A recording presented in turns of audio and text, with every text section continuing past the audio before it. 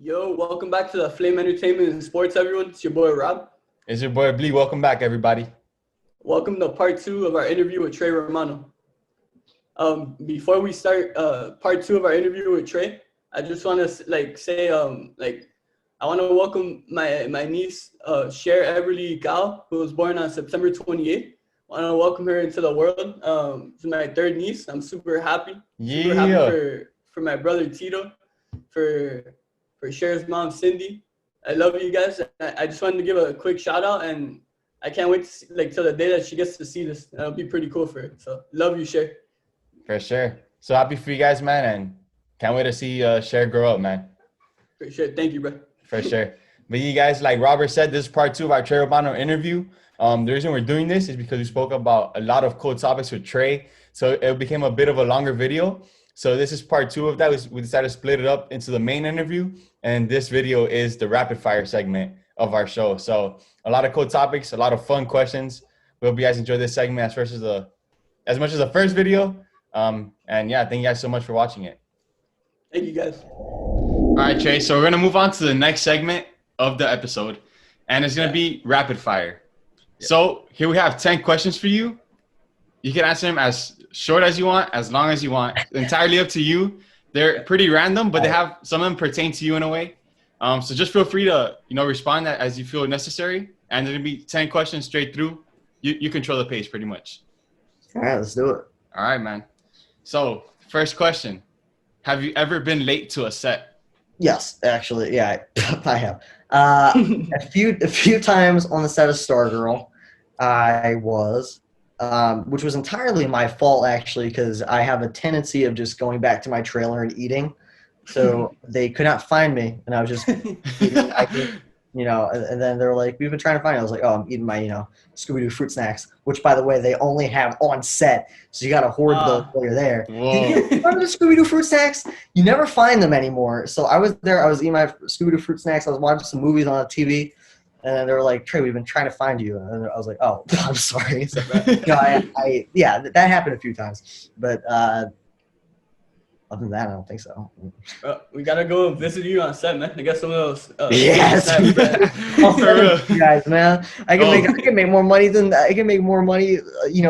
Scooby-Doo fruit snacks than anything else too. Selling them on the side, man. Yeah, just like black market Scooby-Doo fruit snacks. Yeah. Oh man.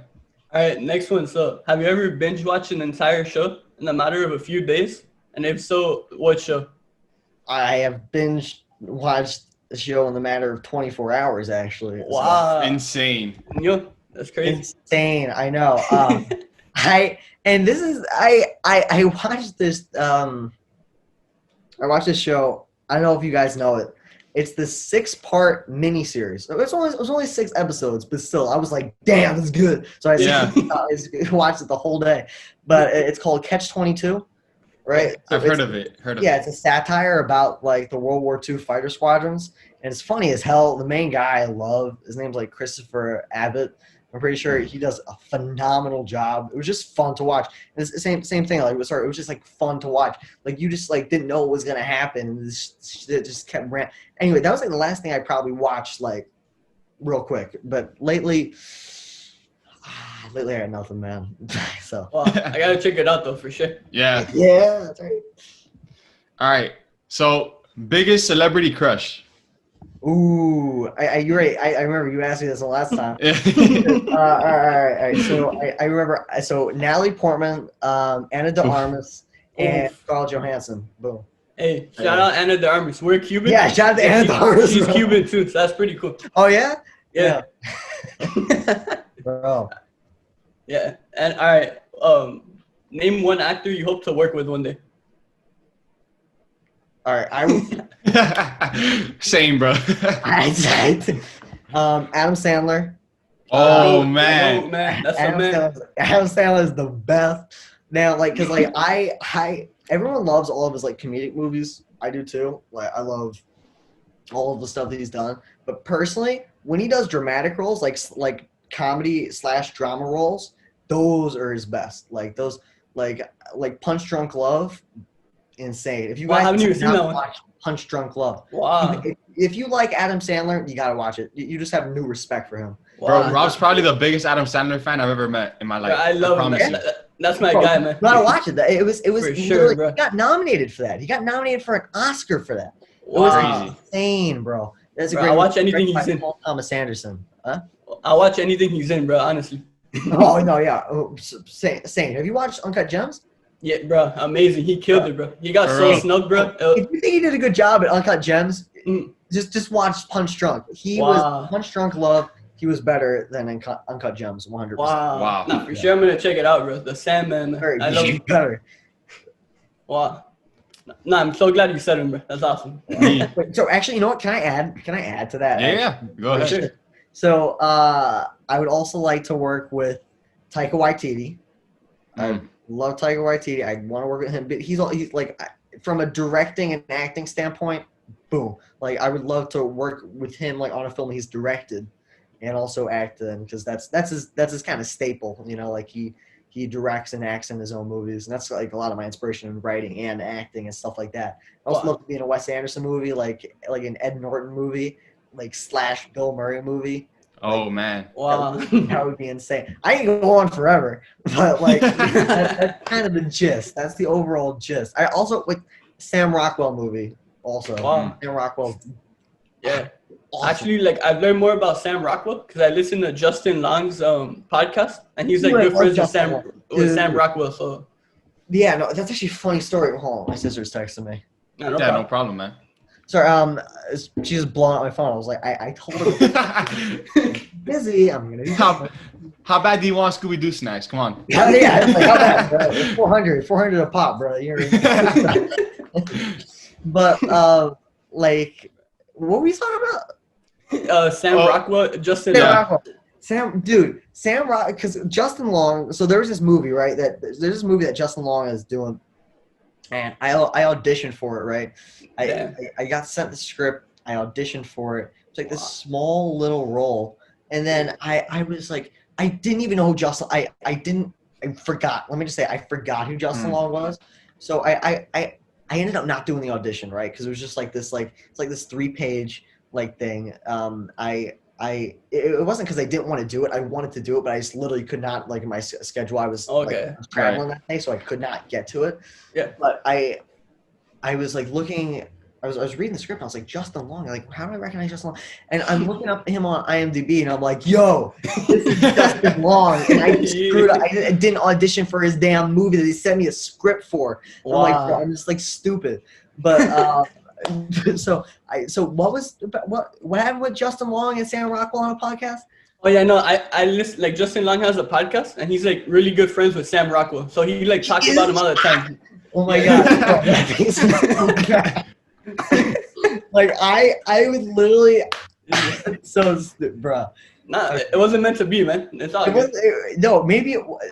Listen, what if it was and I screwed it up? See, It'll happen. Yo, it'll happen eventually. I'm telling Hey, you. maybe you guys collab for your film. You never know. Hey, let's Dude, go. Sam Let's Rockwell, go. he's the G. Because you know what? There's this. Let me turn you on to some. There's this one Sam Rockwell movie, right? It's an indie film. It's called The Way Back. Okay. And it's him, Steve Carell, Maya Rudolph. I love Maya. Bro. So Steve Carell, Maya Rudolph, and and Sam Rockwell. So Sam Rockwell plays this rundown water park manager, and it is the funniest thing ever. He literally the way it was written. That's one of my favorite movies with him in it. Wow. Like 100%. It's such a great. And also, there's this kid. I don't know who plays him, but his name is Duncan in the movie, and it's just It's just a great. It's actually kind of like a. That's like kind of like a dramedy, I would say, more comedy than drama. But it was like a deep movie for being such a comedy. But Nice. Sam Rockwell nailed it. I love that movie. Wow. Now those are other names too that you mentioned that I love. Like Steve Carell. Like Steve I'm like Carell, obsessed man. with The Office and Maya Rudolph. I love Grown Ups, man. So. Dude, I exactly. It's a perfect movie for you. And see, that is a what's it called? That is also an indie film. You know, Wow. that was a super low budget indie film. No one knows about it. I always tell everyone about it. I'm like, yo, have you watched this? And they're like, no. I'm like, indie films, they don't get the recognition they deserve. Yeah. But totally. If you ever want to watch something like that, go. That's great. And it's For crazy. sure. Even with Steve Carell and Maya Rudolph, like, not too many people know about it. It's literally what he said, like, indie movies don't get enough love.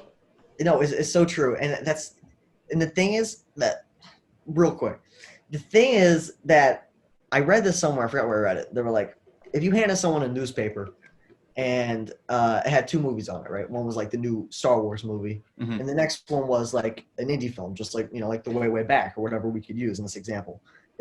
Like, what would the average Joe pick? They're not going to go out on a limb to, like, watch this random indie film, or they're going to watch the new Star Wars film, So Sure. like that's the big thing, is that, like, so many people just don't give them a chance. But Right. once they do, they would be so much more well respected. But who knows? Maybe in future like years they'll come up more and have more funding, because there's I think the content that Hollywood has now is so overused. The same thing: Godzilla, Star Wars, Fast and Furious. Sure. Yes, man. We've had, like, how many Godzilla movies? Like 15 already, right?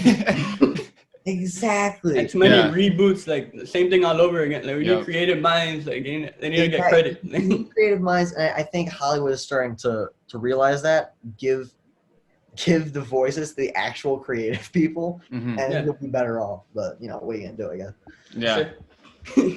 All right. So next question. I mean, we kind of spoke about it already, but your favorite movie genre?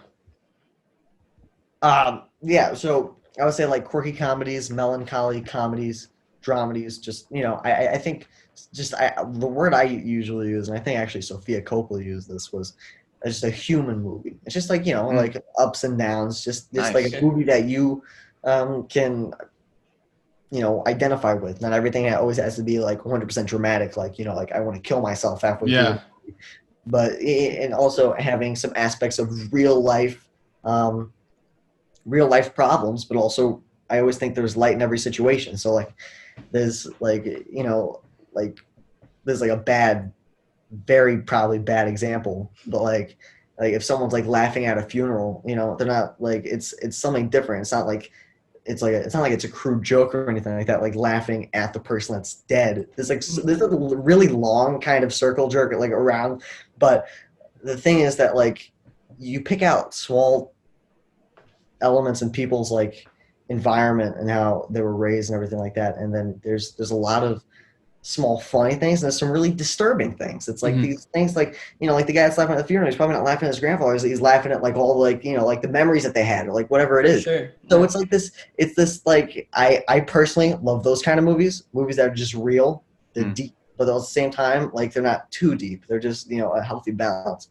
So I think Taika Waititi does it best, so does Wes Anderson. They can really balance that level of like just real movies. Like Boy, I think, is one of the best movies out there. Again, another indie film. Boy with Taika Waititi, one of the best indie films, or one of the best films out there because it's just a human movie. So I mean that's me personally, and a lot of people will probably disagree, but I think that's probably the best type of movie. I love that you gave that answer, yeah, because you won't hear that from other people. So that's a good Yeah, answer. no, you're right, and a lot of people always conceive it as like goofy or like like too like pretentious, trying to make light of where there isn't. And personally, I think that's a whole different animal. Like, don't try to make things like funny. Just you have to recognize when things are light in a dark situation or XYZ. So when people do it well, like I pointed out, like the creators that I already pointed out, then it's a terrific film. Definitely. All right. So what is there like a specific TV show that was your favorite like growing up? Yeah, 100% probably SpongeBob. Hey. SpongeBob's just the best. Legendary. Family Guy, Simpsons. They're all animated, but I'm gonna get to the good stuff. So SpongeBob, Family Guy, and The Simpsons kind of. Let me just preface that. What else, bro? 30 Rock. I love 30 Rock. The Office, Legacy, Office. The Office, man. Yep. And what else, bro? Sopranos, I think, is probably one of the best TV shows. I've been wanting to watch it for so long, man. I gotta watch it. No, it's brilliant. It's just the way that they build their characters and everything is just insane. It's personally, I think, this is my opinion, best TV show out there. But what are you gonna do? I love that. Nice. I love when like people are like, affirmative like that about their TV shows. I'm like that too with my shows, so that's good to hear that. Yeah, no, 100%. Because there's a lot of different opinions. Everyone's like, is it The Wire or like Game of Thrones or like Sopranos? The Game of Thrones was insane, but personally, I think Sopranos was better. Nice. I'll check it out for sure. For real. All right. So, funniest person you've worked with?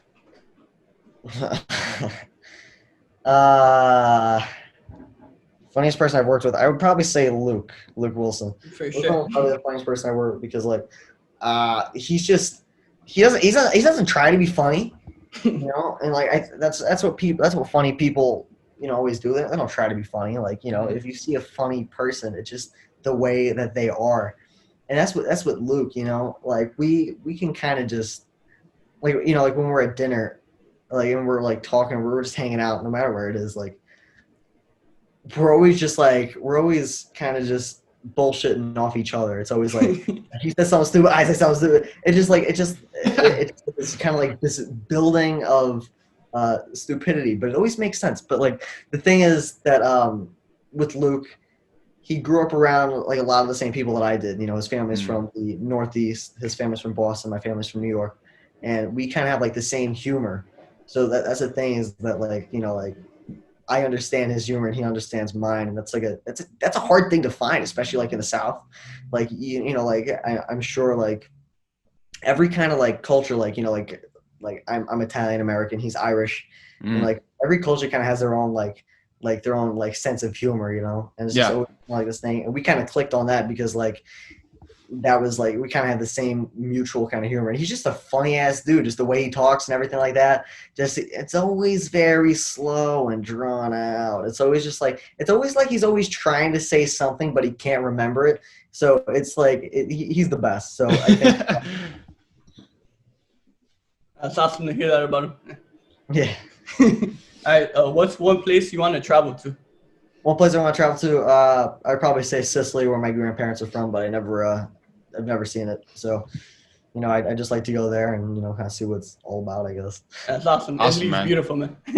Yeah, I've never been, but it sounds amazing too. Like Italy. Yeah, looks great. That's the thing. Like everyone looks at like northern Italy, like and they're all like, oh, like this, like this is why Italy is so beautiful. But then when you go down to like the south, I've been in the south of Italy, like where my like family's from, like my grandma's from Naples and my grandfather's from Sicily, but like when you get down, those are like so much of like the poorer regions. That you look at that, it's like they're beautiful, but in all like the different places, they're just like they're beautiful, but they don't mean to be like with like the northern regions. There's so much more modern stuff, and there's so much going on. Yeah, like in the smaller, poor southern regions, and they're just so beautiful and unique because nothing has been touched since like they've been made. Wow. So everything's it's different. It's a lot different. I think, like everyone that I know that's gone to Sicily and like I've seen pictures and people that I like, family and stuff like that, they all kind of say the same thing. So I'm guessing that's what it's going to be like, but I'm sure it's amazing. So that's why I want to go eventually before I die. So yeah. Nice. That's awesome. All right. So we have two more of these questions for you. Mm-hmm. What's your favorite meal? Like a go-to meal? Go-to meal? Dude, I'd probably say like a chicken parm sandwich. Fire, bro. Fire, man. Yeah, so good. Yeah. That's funny. I have a place for you. Like it's like me and Brandon's favorite spot in Miami Lakes. It's a little town in Miami. It's called Beverly Hills. This restaurant. I get the chicken parm sandwich there. Bro, Beverly Hills Cafe. Parm is done correctly, you can't beat it. It's just insane. Facts. Amazing, for real. All right, so obviously you're on Stargirl. So this last question, the rapid fire round. Who's your favorite superhero? The superhero. Hate to pick Marvel, but it's probably Deadpool. Hey, Deadpool.